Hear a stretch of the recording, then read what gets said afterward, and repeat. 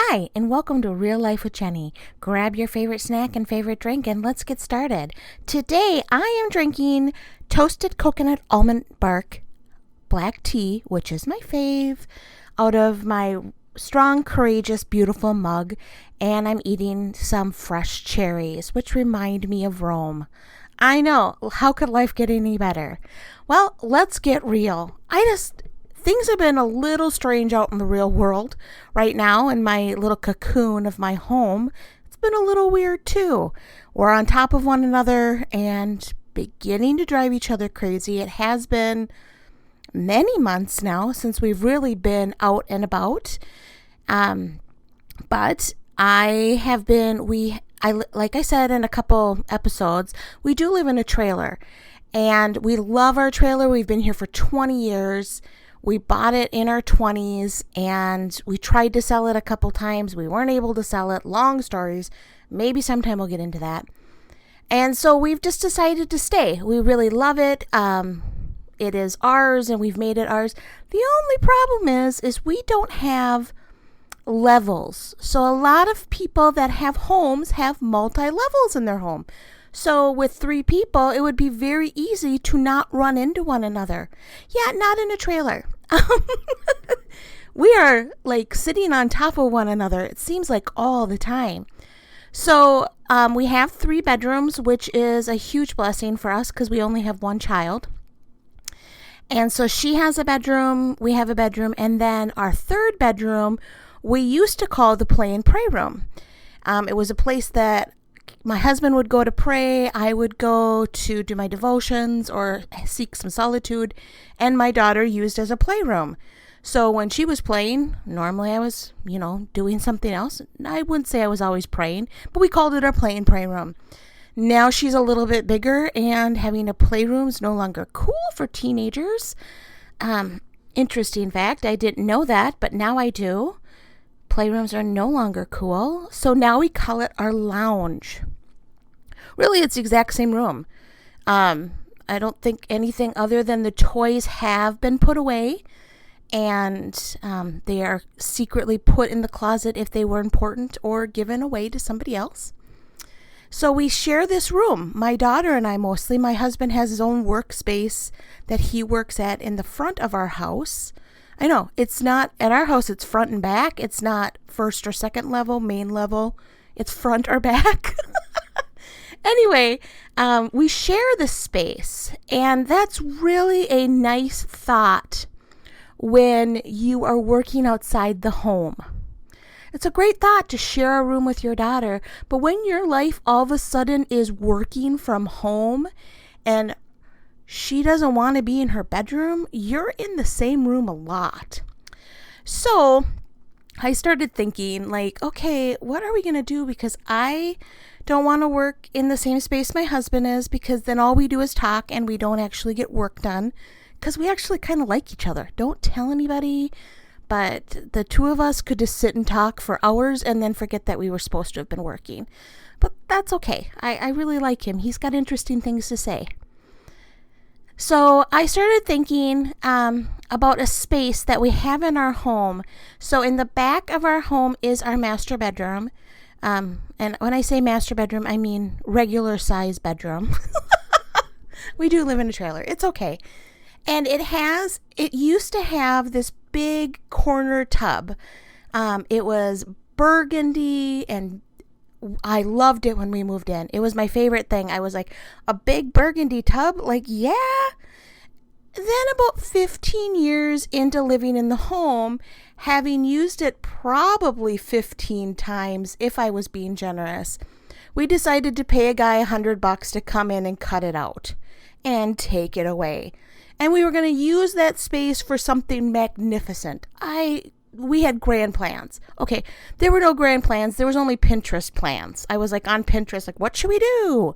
And if you get to know me a little bit better, or if you know my husband, we are not handy. I'm going to repeat, we are not handy. When we moved into the house 20 years ago, we bought a cute little white cabinet and put it together ourselves, and it's still crooked.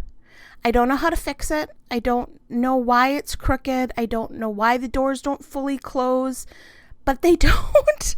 So we're not handy. So looking on Pinterest is really fun for great, wonderful ideas, but not great for actually pulling them off in our home. So my brother came by like 6 months after we had this thing pulled out, and he's like, hey, can I cover up the holes that go down to the, underneath your trailer? And we're like, yeah, that'd be good. We'd appreciate that. So he covered them up. So now it's just like a thing of plywood and then the carpet for the rest of the room. So it's a really nice space. And we got some cubbies from Walmart that you can, I think there's like 12 cubbies. And so we started storing stuff in there, like gift bags and medications or extra shampoo or, just weird stuff like that. And so I had this crazy thought. I know I'm getting into something, I promise. I had this crazy thought. What if I take one of my chairs from my office at my former job and put it back there next to the table from my grandparents, and that could be my quote unquote office?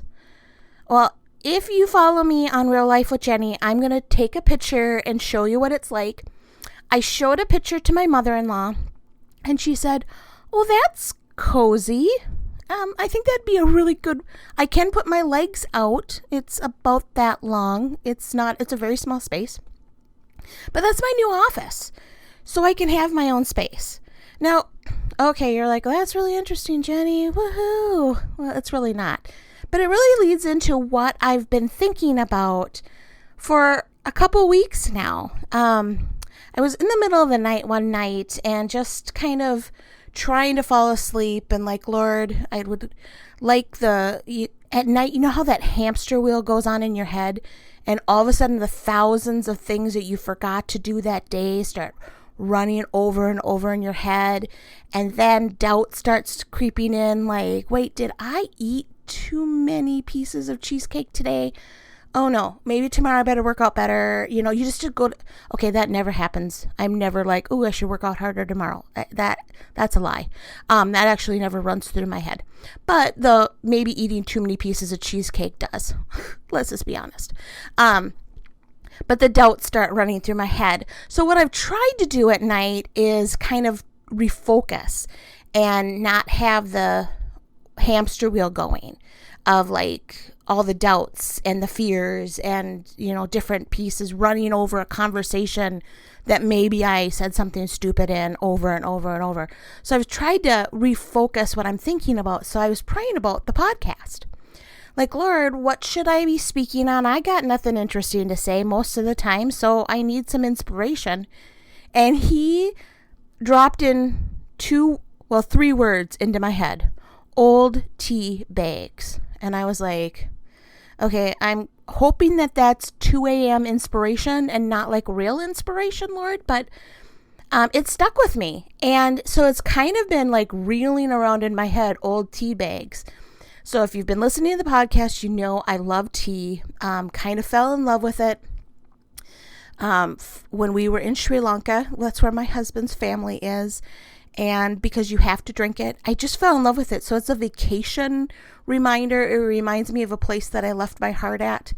I love Sri Lanka and I love the people. And if we could move there, I would in a heartbeat.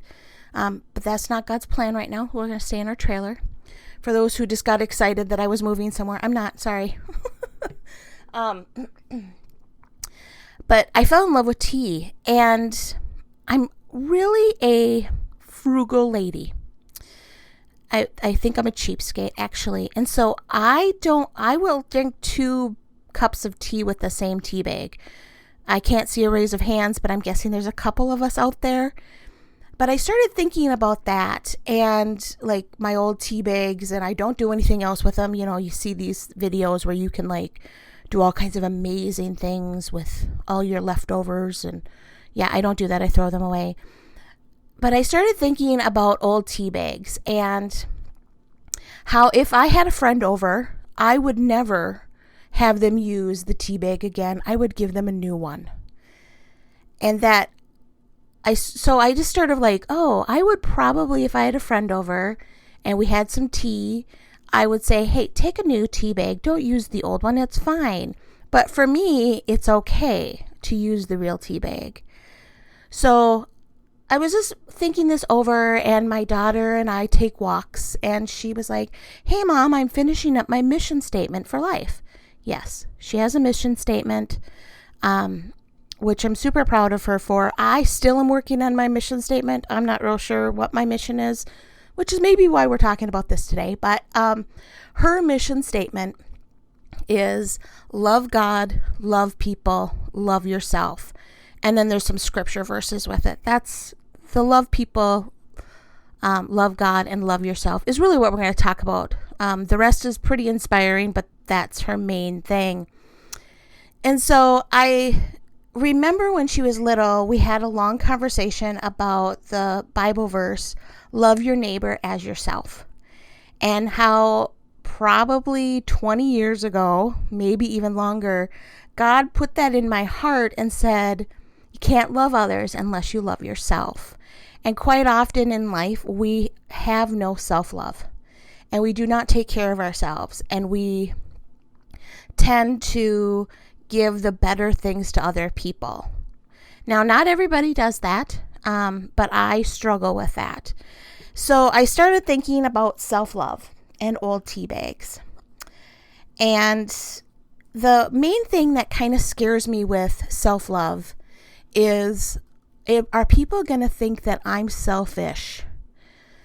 Yeah, isn't that strange? To think that I'm selfish is something that I don't want anybody to think about me or about anybody I love. And so I started kind of writing things down about self-love, selfish. So self-love, seeing your worth. Selfish, seeing nothing else worth. No one else's worth. Self-love, taking care of your self-needs. Selfish, only taking care of yourself. Self-love, having boundaries. I'm going to say that again. Self-love, having boundaries. I think I needed to say that for myself.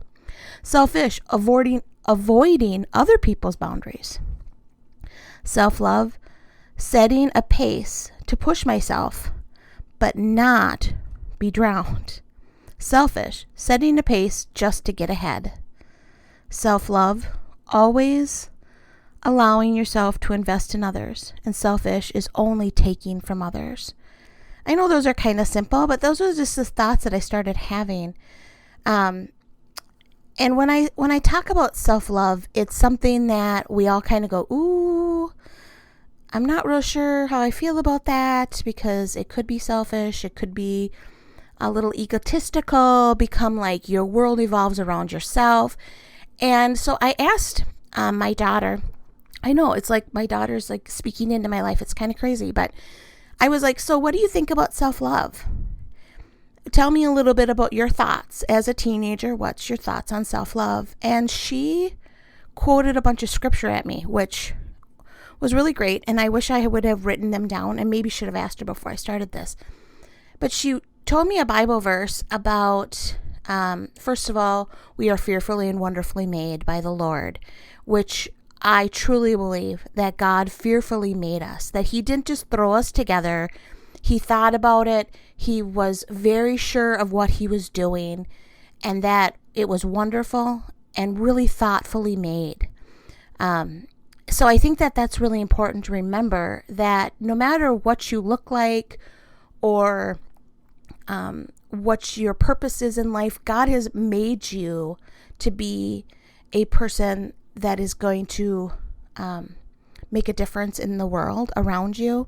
And so I've always struggled with my weight. I've talked about that a little bit before, but I've always struggled with my weight. And my self-esteem is really low because of that, because there's always these people, and I love them and they're great, that are like, my body's my temple and I could never let my body go to that point. And I'm like, yeah, here I am. This is who I am. And that I have to remember that I am fearfully made. I am thoughtfully made. And even though I am a larger woman, God has still made me to make a difference. Because sometimes when a woman that has everything together, speaks, you go, okay, honey, when something goes wrong, why don't you talk to me?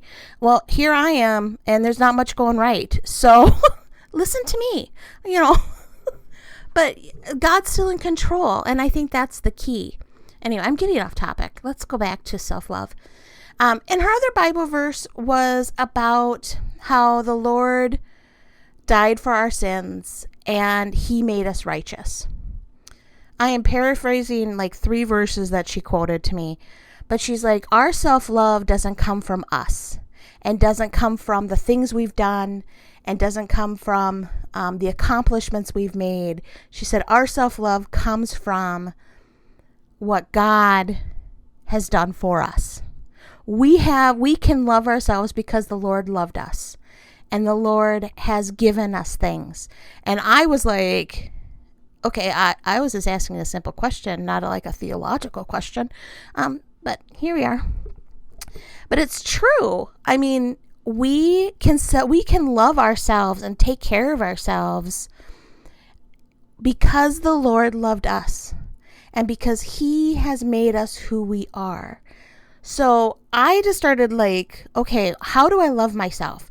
Because you've heard probably from 1,000 people that you need to make sure that there are, you love yourself in many different ways. And since I'm a mom and a wife and I work, I am the last priority. Maybe, no, the dog becomes a bigger priority. I was about to say the dog might get less priority. But if he needs to go outside, I'm going to stop everything I'm doing, no matter how important, and take him outside. We tend to put ourselves last. And there are pieces of we should be the servant. I absolutely 100% believe that. But there is a point that you have to put the air mask on first. And I remember sitting on a plane one day and they were like doing this whole, put the thing on your face first before you do your child or, the people around you. And I was like, yeah, of course you would. And then I had a child. And I was on the plane with her and she was 4 years old and it was her first plane ride. And I remember thinking, if this bad boy's going down, I'm putting that mask on her first. Because she give it to her first. But there's a reason they say to give it to you, because you can't give unless you have that air. And I have found in my life to be quite often I'm an empty vessel and there is nothing left to give. I have given everything I have to everybody else and I'm exhausted. I get myself to the point that I'm not feeling well and then I can't give anymore because I haven't allowed myself to be filled and people to pour into me. I only pour into other people. And when someone tries to pour into me, I'm like, yeah, no, I'm good. Thanks. So I came up with a couple things that I am learning to do. I don't know if this will help you, but this is what I need to learn how to do. I need to learn how to rest, how to reset, and how to refresh. I know, look at me. I'm like, now I've got the R's. Woohoo! Rest, reset, refresh. Rest is to stop and take a load off. Reset is to stop and reorganize the load. Refresh is to stop and make the load new or clean. I don't do any of this. I'm trying to learn how to rest. Resting is something that I only think of for naps, but really resting is sometimes walking away and just finding my quiet spot now in the back and reading or writing or just doing nothing. Doing nothing. I know. Some of you are like, okay, I'm about to turn you off because who does nothing? But really, you need to stop and put down the load and rest. We're all carrying a load, and I can't say what your load is, whether it's your worries and your concerns, or whether it's your family's needs, or whether it's working. Even at work, they give you breaks, and you need to take that time and put the work aside and rest. Reset is stopping and reorganizing that load. So I lose priorities all the time. My husband is a list maker. I am a list maker that loses the list, that then makes a list to try to find the list, to get back to that list and go, oh, I don't want to do any of those anymore. I'm not good with lists. But quite often we get to the point that there's so much going on that we need to stop and make priorities and reorganize the load that we're carrying. We need to just stop and reorganize, even if it's whether physically reorganize, like I did by moving myself into the weird cramped space, or if it's making a list for those who can actually follow a list, is to reorganize that load. Prioritize that load. Take time to look at the load and see what should actually still be there. Reorganizing doesn't mean you keep everything. Sometimes it's like, okay, I have all these things to do, but maybe this one piece can be set aside and dealt with at another date and not get overwhelmed by what's happening. We need to reset. So we need to rest, reset, and refresh. Refresh is kind of something that I put new and clean because that's what I think of. I think of refreshing is bringing something into your, that making it clean, making it new, making it something that isn't a, something that is disgusting to look at. That's weird, but refresh. We need to refresh our load. We need to bring it to the Lord and go, Lord, this is out of control. I need your burden. I need your load instead of the load I've made. Can you help me here? Can you help me take away these worries and these anxieties and really refresh what's going on? And that's the piece I'm really working on because I can rest. I love to organize. So resetting, I can do that. Refreshing is where I'm really struggling because I don't know how to not let it overwhelm me. So